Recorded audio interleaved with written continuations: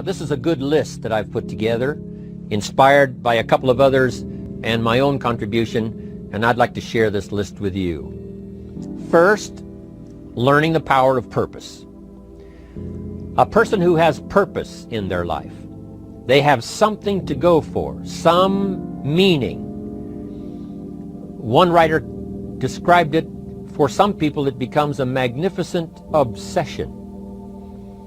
And for you and I, maybe it doesn't need to be that dramatic as a magnificent obsession. But it has to be something that does something to us, something that pulls us, especially into the future. You know, there are many influences on us. One is the influence of the past. Some people are always pulled back by the past. Some people are always pulled aside by the distractions. But here's what's powerful. If you have a list of high purpose in your life, it pulls you toward the future. And the more powerful the purpose is, the stronger it pulls. And here's the other great advantage if you have purpose for the future. It pulls you through all kinds of challenges and all kinds of difficulties. If you don't have these strong purposes for the future, it's easy to get swallowed by a bad day. It's easy to be almost annihilated by a poor month. And it's easy sometimes to almost disappear beneath the waves of a year that goes backwards if you don't have something to pull you beyond that year. So if you want something to pull you through all kinds of challenges, all kinds of difficulties and things that come at you, you got to have something on out there beyond today, beyond next week, beyond next month, beyond this year, that pulls you into the future. And the clearer it is, the stronger it pulls. The more dynamic it is, the more it affects your life, your spirit, your heart, your soul. It also creates imagination. It gets your mind working on how to achieve that purpose. And if your mind will work, and if your heart works, and if your spirit works, and if you have good input, like good ideas, I'm telling you, there isn't anything you can't accomplish. So that's one of the great powers that'll make a variable of you, and that is purpose. Here's the next one, self-confidence. Where does self-confidence come from?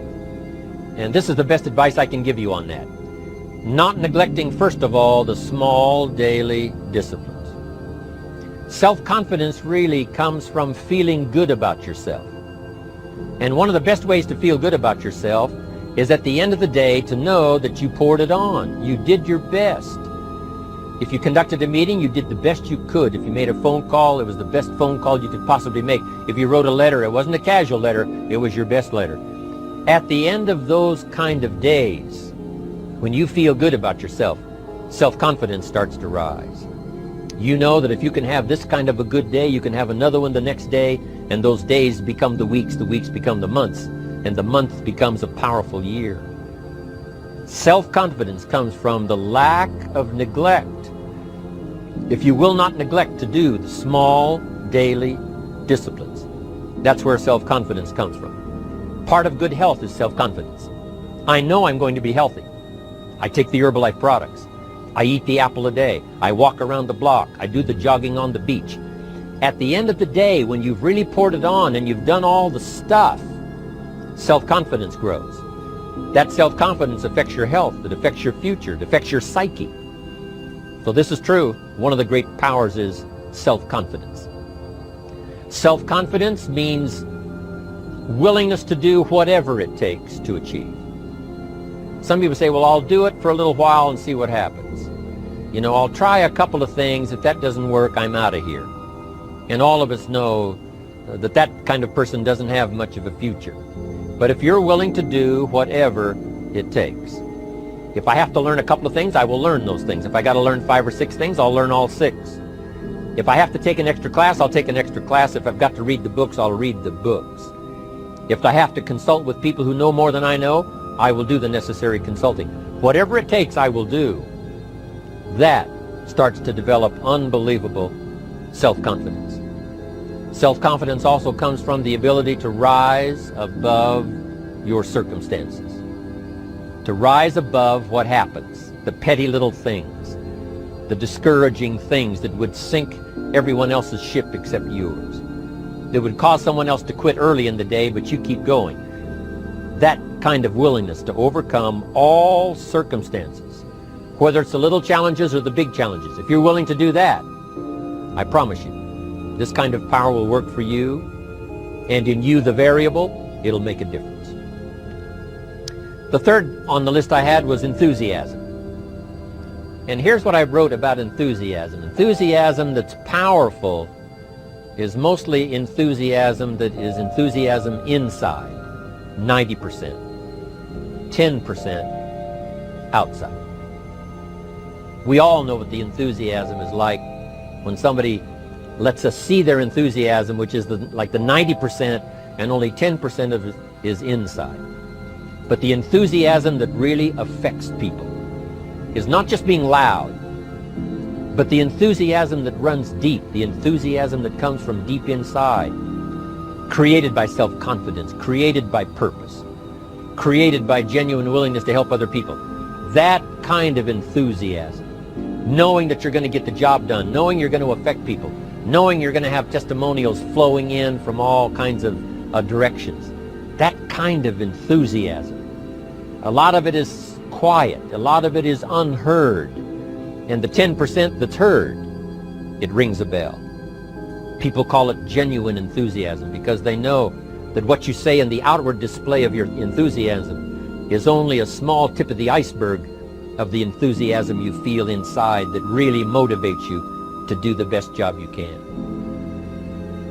Next on my list to help you become the powerful variable is expertise. Wanting to excel in all of the skills and settling for nothing less than an outstanding performance. If you're willing to be the best in your field, if you're willing to demand of yourself excellence in skills, to be the best that you can possibly be.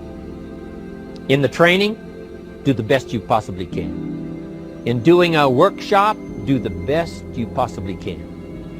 Developing the skills of using your personality, developing the skills of language, developing the skills of influence, developing the skills of organizing. If you're willing to be an expert in all of the skills, Herbalife has the way for you to invest those skills and not only make a handsome living, not only make a lot of money, but if you would so desire and if it would be your purpose, a chance to make your fortune. Expertise, excellence in skills. Here was the next one on my list, making a powerful contribution to you, the variable, and that is preparation. Well prepared. And preparation, of course, involves a whole lot of things. A big share of our life is preparing, getting ready. When we go to the first grade in school, we're just preparing for the second grade. After we've finished 2 grades, the 2 grades prepare us for number 3. Sometimes it seems like a long, excruciating time. And the time will just seem like it'll never come when we can finally have the performance that we really want. But it takes time to prepare. It takes time to get ready. And the decisions you make in the preparation time, those are the decisions that last for a lifetime. Preparing to have a good day. It's that preparing, maybe the night before, maybe the couple of days before the day that you're going to put everything together. The preparation for a meeting means that you've taken it serious. The preparation for doing a workshop means you're serious about the workshop. You want to make the best contribution. That kind of preparation is important. But here's preparation that's very vital, and that is to prepare yourself for success. Life seemingly does not wish to waste success on the unprepared. Life says, why waste a fortune on this person? They're not prepared to do the right things with it. They're not prepared to use it wisely. If a fortune was bestowed upon this unprepared person, it would probably be wasted. The people that could have been touched won't be touched. What could have been done won't be done because this fortune will have been wasted on the unprepared person. So not only look for fortune, not only look for the promise, but prepare yourself and ask of yourself, what can I do to make myself ready? Because remember, life was designed not to give us what we want, not to give us what we need, but life was designed to give us what we deserve. Every value in life must be paid for, and those that pay are the ones that get it. It says those that give receive. Someone says, I wish to receive, I wish to receive. You don't have to concentrate on receiving. Just become a good giver. It says those that search will find. Someone says, well, I need to find some good ideas to help change my life for the future. Then to find good ideas, that doesn't come because you need them, it comes because you search for them. If you want good ideas, you got to go after them. You got to go to the class, you got to go to the workshop, you got to go to the training, go to the book, right? You got to go to the journal, right? Go where good ideas are being taught, go searching, go looking, because good ideas are not going to be wasted on those that are not seeking, searching, well prepared. So, prepare yourself to be ready for fortune when it comes, to be ready for challenge when it comes, to be ready for opportunity when it comes. Opportunity comes along and passes by the person that is not well prepared. I want to prepare myself this year for next year. Yes, I wish to be effective this year, but I'm also thinking of ways, how could I be better? How could my ideas be more powerful? How could they be sharper, more clear? How could I reach some people next year that I perhaps can't reach this year? I haven't reached deep enough into my own soul to affect some people. Some people just pass by and say, hey, what a good speech. But how could I make it stronger than that, deeper than that, more powerful than that? I cannot be as powerful as I could be next year. You know, you can't go to the 10th grade in the 5th grade. You just got to go through the grades. But the more you are prepared, when the 10th grade finally comes, now you can cash in and get 2 times, 3 times, 5 times more value from it by being prepared. I want to do my best this year for Herbalife, but I also want to get ready for next year, 1999. And then when the year 2000 comes at the turn of the century, I want to be well equipped by language, by instinct, by temperament, by personality, by influence, to really be valuable the year 2000, 2001, 2, 3, 4, 5. That's my goal. I'm sure it's your goal. Now here's the next one. There's great power in self-reliance. Self-reliance means you simply look mostly to yourself. It would be nice if someone just gave you this, gave you this, gave you this. It would be nice if everyone did their job exactly as they're supposed to do it. But here's what you've got to do. Primarily rely on yourself. Primarily say, I'm the person responsible. And I will learn the necessary skills so that I can help people learn their skills. If I need lots of people to do certain things to build my organization, that is what I must have. But I've got to be the final backstop. I've got to be the final one that people can rely on. So that if this is missed and this is missed, I can catch up. I can fill the gap. I can do the job. We have to do it when we conduct meetings. We have to do it when we conduct training. We have to do it when we're in a class of just a few. What someone might have missed, we're there to fill in. Self-reliance. Primarily, we're learning to count on yourself. So that you can do this, never complain and never explain. Here's the next key power, and that's image. There's many parts to image. The image that others see you as, the image you have with other people. And it's very important how other people see you.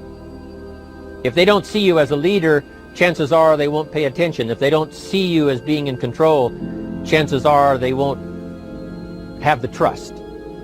If they don't see you as knowing where you're going, what you want to accomplish, they probably won't follow.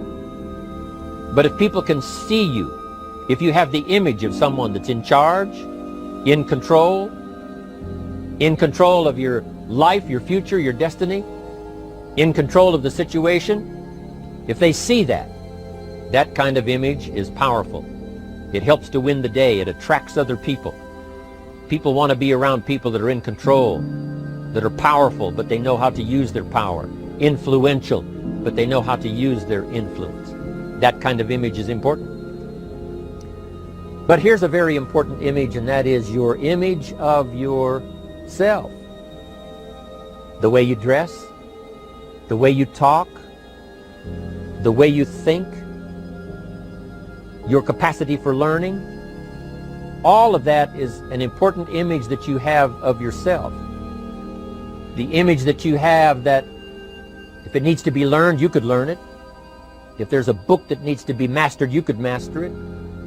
If there's a skill that needs to be learned, why couldn't you get busy now and learn that skill? That kind of self-image, that I am continually trying my best to be the best I can. Because one of the most important places you have to look is into the future, yes. You've got to look into the past, yes. You've got to look around, yes. But one of the most important places you have to look is in the mirror. You know, how I appear to other people, that's important. But how I appear to myself is the ultimate importance.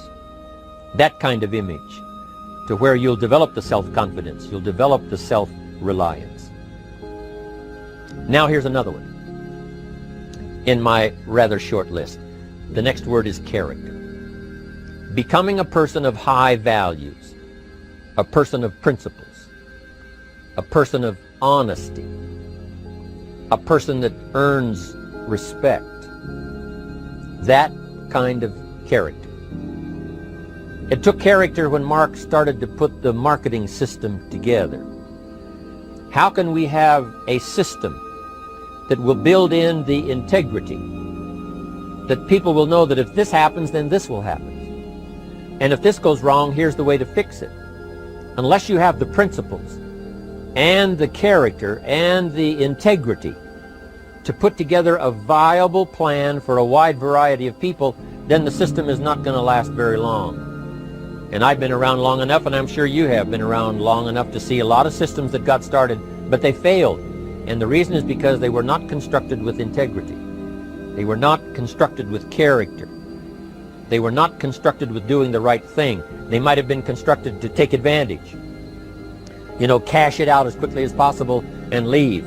Mark was involved when others took advantage of him all those years ago before Herbalife. When someone took advantage and didn't have the character, didn't have the principles, and didn't have the character to stay, the character to see it through, the character to do the right thing.